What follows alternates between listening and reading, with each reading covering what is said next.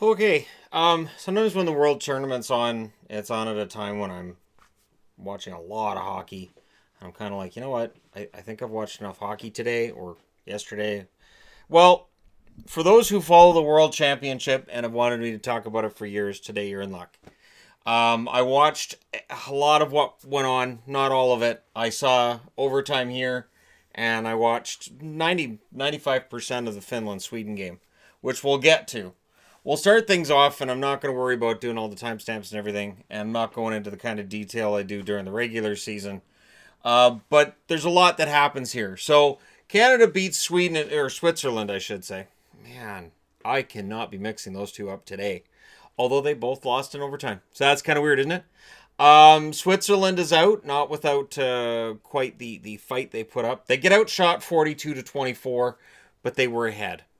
They were ahead. It looked like they were going to pull off the most unlikely upset of the tournament.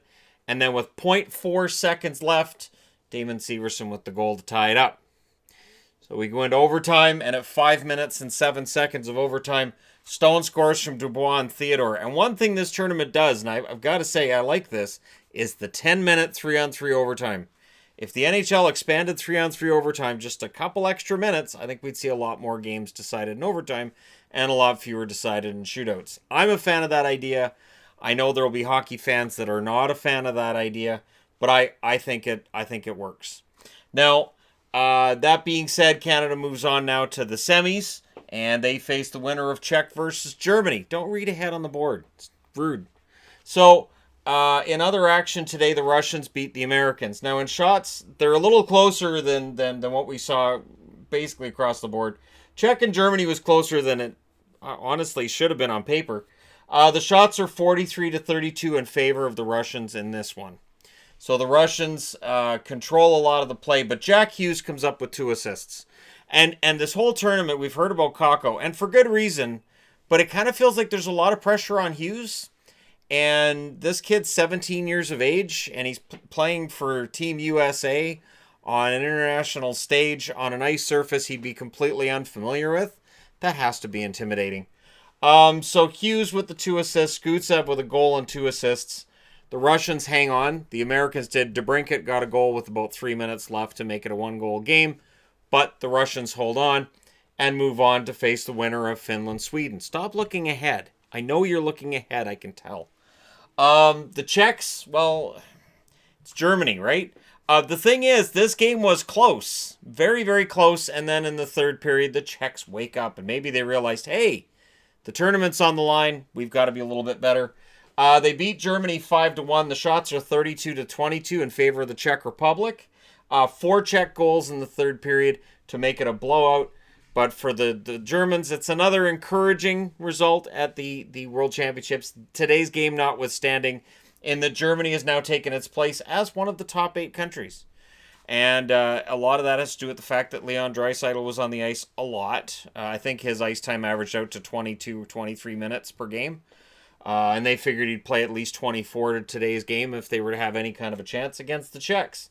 Kovac with 2 goals and an assist. This is, of course, of Jan Kovac, who was signed by the New York Islanders. They cut him in training camp. They put him on unconditional waivers. He ended up playing with the Providence Bruins for 12 games before going home. So we'll see Kovac with a good tournament, whether or not another NHL team says we'll take a look at him. Voracek's had a good tournament as well. So for the Czechs, it's a victory. And the last game of the day was Finland and Sweden. At least these 2 games were played at the same time. These 2 games were played at the same time. For me, the last one I'm covering is Finland and Sweden. The Swedish team, and Ray Ferraro said this many, many times, the Swedish team on paper is a much better team. And on every level, it looks like the Swedes should be able to blow the Finns out of the water. A few things I saw today, there was some upsetting lack of rebound control by Henrik Lundqvist. This is not the way that Henrik Lundqvist played with the Rangers a few years ago. And this for me anyways is another sign that he's winding down. And I'm kind of surprised Markstrom wasn't in there, to be honest. Based on the seasons they had, but I know this is Team Sweden, and so you put Lundqvist out there, but personally, and maybe this is, as a Canuck fan, I would have had Markstrom in there. That being said, the shots were 32-18 for Finland. And more alarmingly, they were 11-3 for Finland in the third. So they enter the third period with a 4-3 lead based on a goal that people didn't see go in, but it went in. So they go back and they review it and they go, that's it. That's the fourth goal for Sweden. And you got the feeling that maybe that would be the end of it for Finland. But with about 1:20 left, it's tied.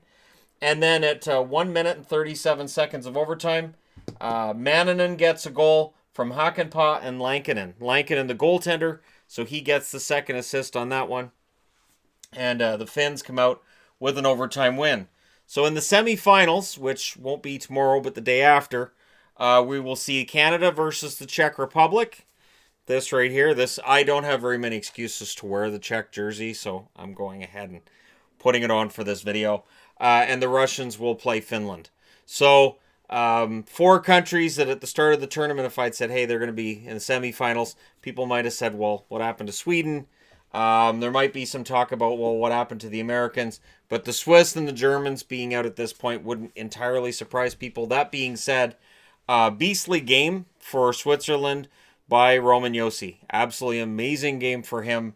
And once again proves to me anyways that he's one of the most solid all-around defensemen in the NHL.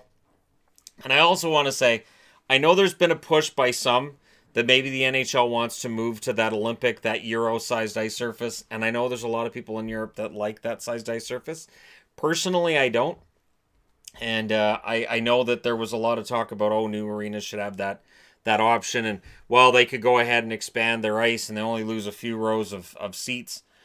I don't ever see that happening. It's a completely different game for me on the European ice. At least that's how I see it.